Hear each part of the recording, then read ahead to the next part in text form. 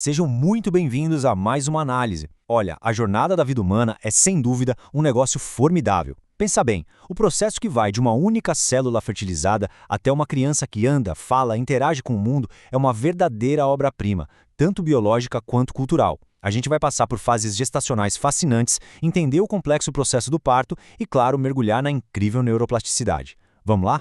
O ponto crucial da nossa explicação hoje é entender exatamente como essa transformação super rápida acontece. Porque, gente, não é um evento isolado, tá? É muito mais como uma dança constante. Uma interação dinâmica entre aqueles fatores biológicos inatos, que já vêm programados desde o primeiríssimo momento, e a profunda interação com o ambiente ao redor.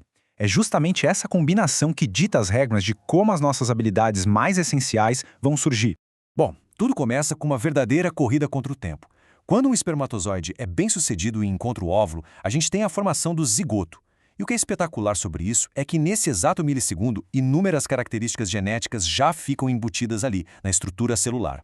A programação dos genes determina na hora traços inatos, coisas como a cor dos olhos, a textura do cabelo e o sexo biológico, tudo isso sem nenhuma interferência externa. É literalmente a biologia ditando o primeiro compasso dessa dança toda. Logo depois dessa largada, a gente entra na fase embrionária, que vai lá dos 14 dias até a 7ª semana de gestação. O organismo em desenvolvimento sofre uma divisão celular extremamente rápida. É nesse estágio que os sistemas nervoso, respiratório e alimentar começam a se desenvolver na velocidade máxima. E sabe, exatamente por causa dessa construção intensa inicial, essa fase é super vulnerável a fatores externos. Substâncias tóxicas absorvidas pela corrente sanguínea, como álcool ou até medicamentos não prescritos, podem alterar profundamente essa formação. É por isso que a proteção nesse período crítico é absolutamente vital. E avançando aqui pelos marcos gestacionais, a gente observa alguns saltos vitais no desenvolvimento. Por volta da 8ª semana, acontece uma mudança daquelas. O embrião, que antes dependia do saco vitelino, passa a receber nutrientes diretamente da mãe pelo cordão umbilical, e é a partir daí que ele ganha o nome de feto. Na 12ª semana, os órgãos sexuais começam a ficar visíveis. Aí, lá pela 24ª semana, acontece algo incrível. Um verdadeiro ensaio para a respiração, além do refinamento dos sentidos. E bom, chegando na 40ª semana, temos um organismo maduro e prontinho para nascer.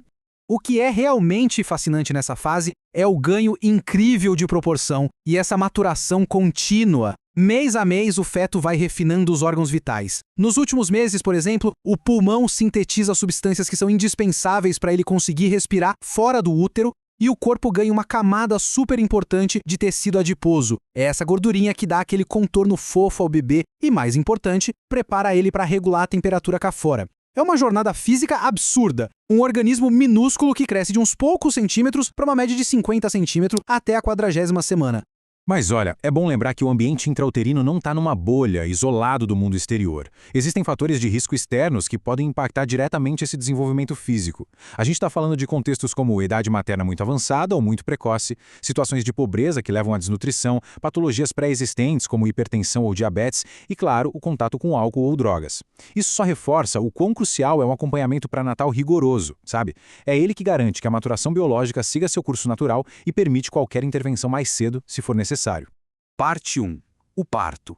A transição para o mundo externo.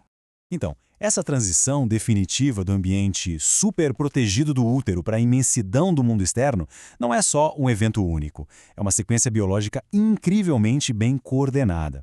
A coisa começa com as contrações, avança para o rompimento do líquido amniótico, passa por aquela dilatação essencial do colo do útero, até chegar na expulsão do feto e, por fim, na expulsão da placenta.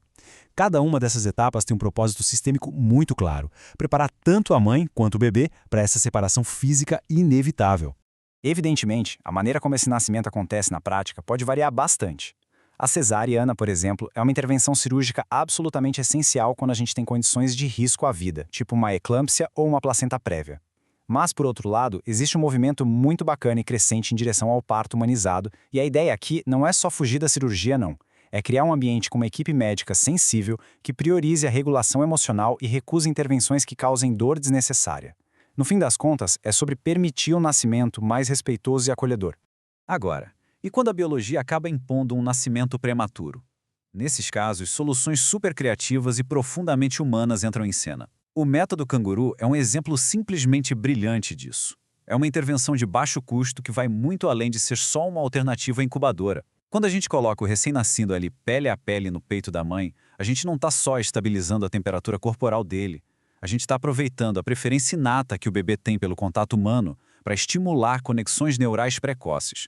É algo que ajuda tanto no fortalecimento físico quanto na consolidação daqueles laços emocionais vitais. Parte 2. Desenvolvimento neuropsicomotor. A vantagem evolutiva de uma longa infância. Sabe o que é muito curioso? Diferente de várias outras espécies, nós humanos nascemos extremamente dependentes. Mas essa infância prolongada é, na verdade, uma gigantesca vantagem adaptativa. É uma espécie de período de ouro da nossa neuroplasticidade, focado totalmente em adquirir habilidades supercomplexas para nossa vida em sociedade. A forma como a gente adquire controle corporal ilustra isso perfeitamente. Tem uma sequência biológica progressiva claríssima.